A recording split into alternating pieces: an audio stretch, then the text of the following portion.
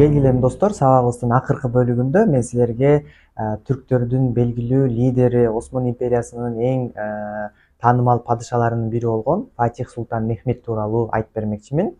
Фатих Султан Мехмет Стамбул шаарын басып алуусу менен белгилүү.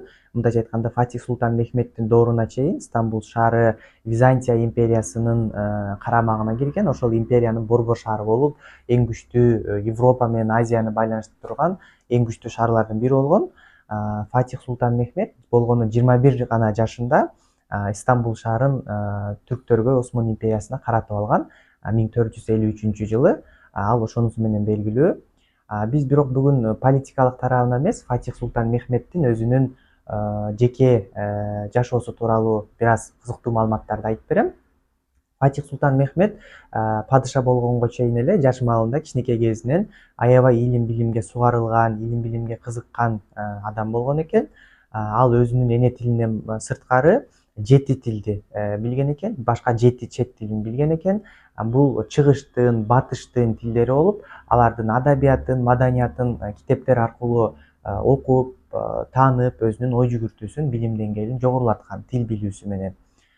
Бул биз үчүн мотивация болот деп ойлойм достор. Анткени канча тил билсең, ошончо дил билесиң дегендей, Фатих Султан Мехмет 7 түрдүү тил билип, 7 түрдүү элдин дилин билип, алардын китебин, маданиятын, адабиятын окуп, өзүн аябай жакшы деңгээлде өнүктүргөн десек болот.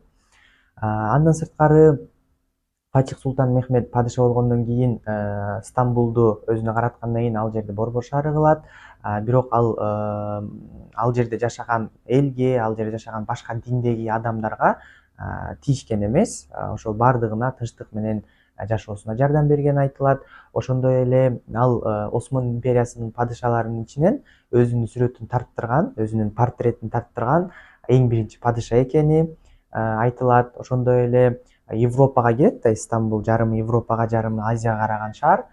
Европанын ичиндеги эң чоң китепканалардын бири Фатих Султан Мехметтин китепканалары болгон.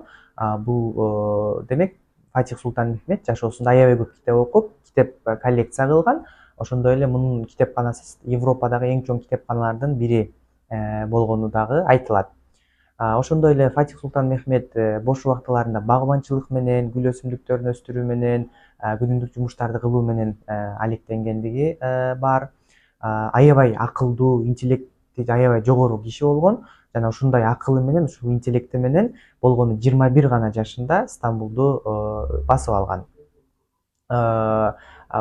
Мисал катары, мисалы ошол Стамбулду басып алуу учурунда аябай тиреш болгон да, Осман империясы менен Византия империясы аябай тирешип, анан Византия империясы деңизден келе турган жолдорду Фатих Султан Мехметтин кемелерин жаптырып коет. Мындайча айтканда, кемелер Стамбулга өтө албай калат.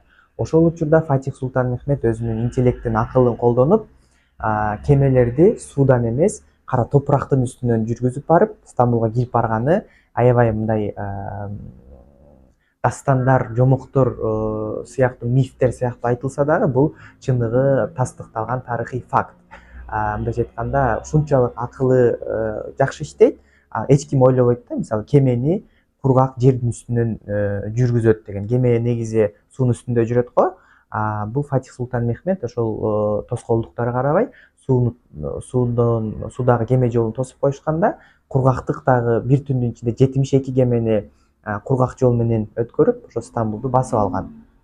Ошондой достор, бул падыша тууралуу айта берсең сөз көп, аябай кызыктуу фактылар көп, кинолору, сериалдарды чыгып атат. Интернеттен жакшылап карап көрүп, издеп көрүп, түрк тилиңерди практика кылам десеңер, Фатих Султан Мехмет сериалы бар, ошону да көрсөңөр болот. Бул Фатих Султандын жеке жашоосу биздин жеке өнүгүүбүзгө, тил үйрөнүүбүзгө өзгөчө аябай мотивация берет деген ойдомун. Сабагыбыз кызыктуу болсо, маегибиз кызыктуу болсо, аябай кубанычтамын. Комментарийге ой пикириңерди жазып, бизди шыктандырып, уккуңар келген темаларда жазып койсоңор болот. Кийинки сабактардан көрүшкөнчө жакшы тургула достор. Görüşürüz arkadaşlar. Kendinize dikkat edin.